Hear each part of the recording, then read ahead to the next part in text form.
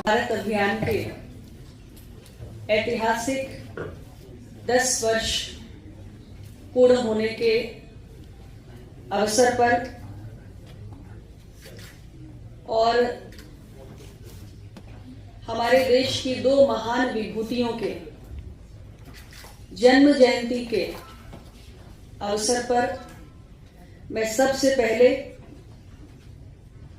राष्ट्रपिता महात्मा गांधी और देश के पूर्व प्रधानमंत्री श्री लाल बहादुर शास्त्री जी को सभी की ओर से श्रद्धा के सुमन अर्पित करती हूं, उनका पुण्य स्मरण करती हूं और इस अभियान के माननीय प्रधानमंत्री जी द्वारा राष्ट्रव्यापी शुभारंभ के अवसर पर आज इस सभागार में मौजूद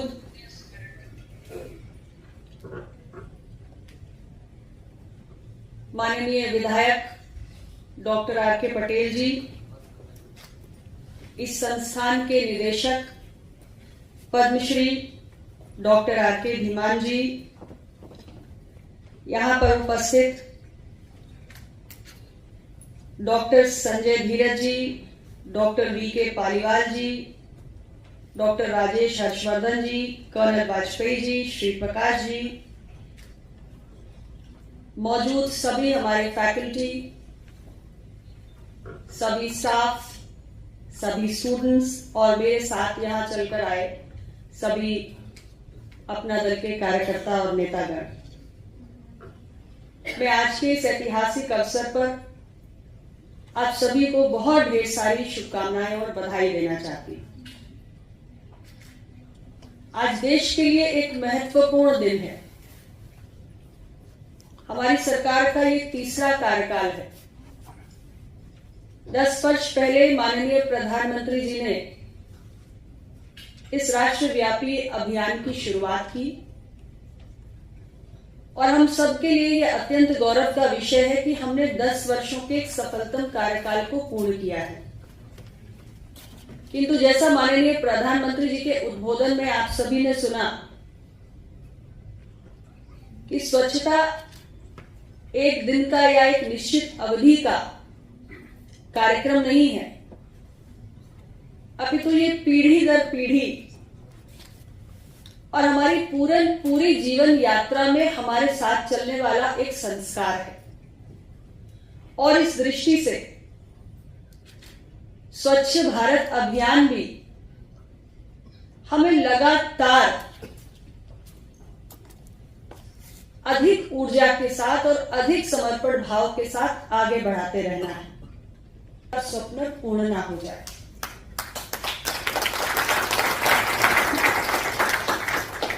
आज मुझे आप सबके बीच ये कहते हुए प्रसन्नता है कि इन 10 वर्षों में हमने अनेक उपलब्धियों को हासिल किया है और जिसमें सबसे महत्वपूर्ण बात है में जो सराहनीय योगदान किया,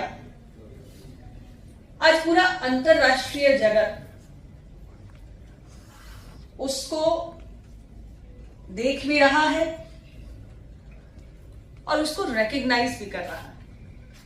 हमने न केवल आम जनमानस के दृष्टिकोण सांस्कृतिक बदलाव भी किया है, कल्चरल शिफ्ट को भी प्राप्त किया, जहां देश का हर सामान्य व्यक्ति, हर सामान्य नागरिक आज ये महसूस करता है कि स्वच्छता हम सभी का व्यक्तिगत रूप से दायित्व है और देश के प्रति हमारा कर्तव्य कि अगर कहीं गंदगी है, कहीं स्वच्छता का अभाव है, तो आगे बढ़कर हमें इसकी जिम्मेदारी लेनी है।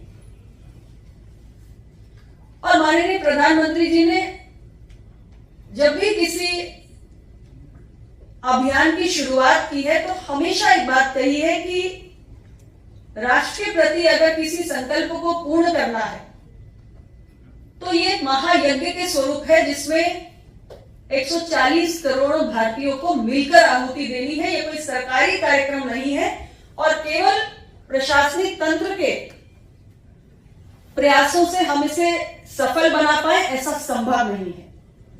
स्वच्छ भारत अभियान की जब शुरुआत हुई तब भी माननीय प्रधानमंत्री जी ने कहा कि राष्ट्र को स्वच्छ बनाने का संकल्प यदि पूर्ण करना है तो करोड़ों करोड़ भारतवासियों को इसमें अपनी भागीदारी सुनिश्चित करनी होगी। तो उस दृष्टि से इन 10 वर्षों में ये जन भागीदारी का सबसे बड़ा आंदोलन बन के उभरा है। ये हमारी सबसे बड़ी सफलता है।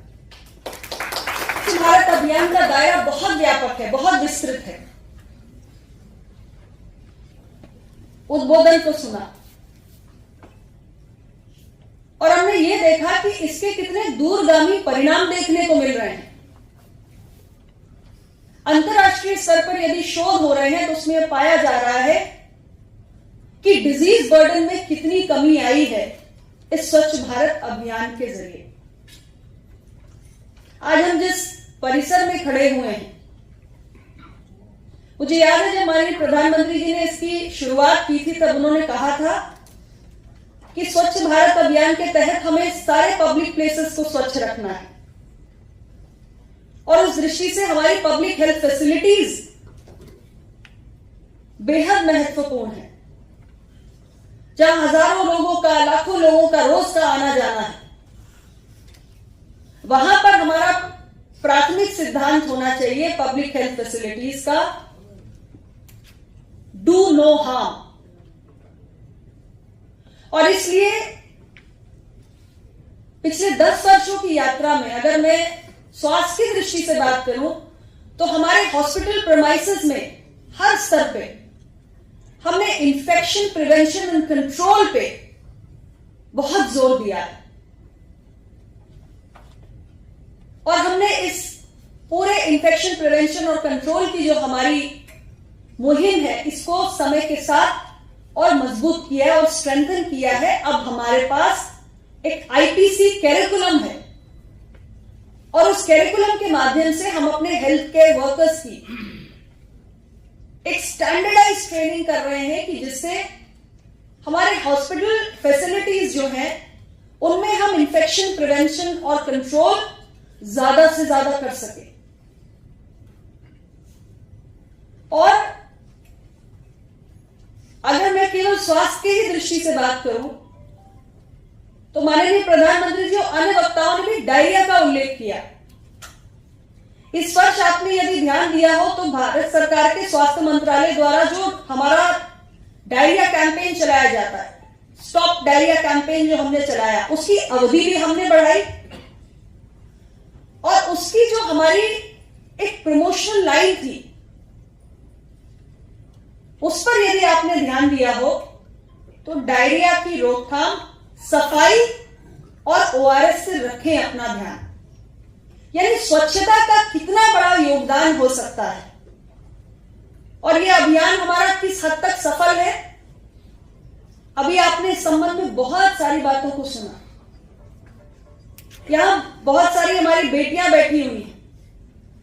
हमारे देश के अंदर एक बहुत बड़ी चुनौती हुआ करती थी जो नेशनल फैमिली हेल्थ सर्वे हमारा आता है, उसमें लगातार ये देखा गया कि जो देश की बेटियां हैं, किशोरियां हैं, महिलाएं हैं, उनके पास सैनिटरी पैड्स की अवेलेबिलिटी नहीं है। हमारी सरकार ने वहां तक सोचा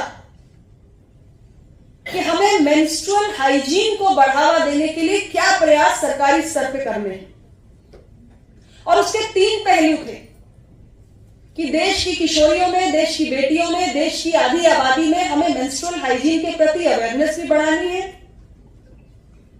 सैनिटरी पैड जैसी एक बेहद जरूरी चीज ये हमें उन्हें उपलब्ध भी करानी है और तीसरी बात उसके एनवायरमेंट फ्रेंडली डिस्पोजल की भी हमें चिंता करनी है। भारत सरकार ने जन औषधि केंद्रों की बड़ी संख्या में निर्मित की। 2014 से पहले हमारे देश में मात्र 80 जन औषधि केंद्र हुआ करते थे। प्रधानमंत्री जी ने इस मुहिम को भी आगे बढ़ाया और हमारे पास आज 13,000 से अधिक जन औषधि केंद्र है देश के कोने कोने में, जिसे हमें 25,000 तक लेकर जाना है। केंद्रों में सस्ती और गुणवत्तापूर्ण दवाएं तो कम दामों पर उपलब्ध है ही। हमारी बेटियों के लिए, महिलाओं के लिए मेंस्ट्रुअल हाइजीन को सुनिश्चित करने के लिए 1 रुपए की कीमत वाला सुविधा सैनिटरी नैपकिन भी उपलब्ध है, जिसका देश भर की बेटियां आज उपयोग कर रही हैं।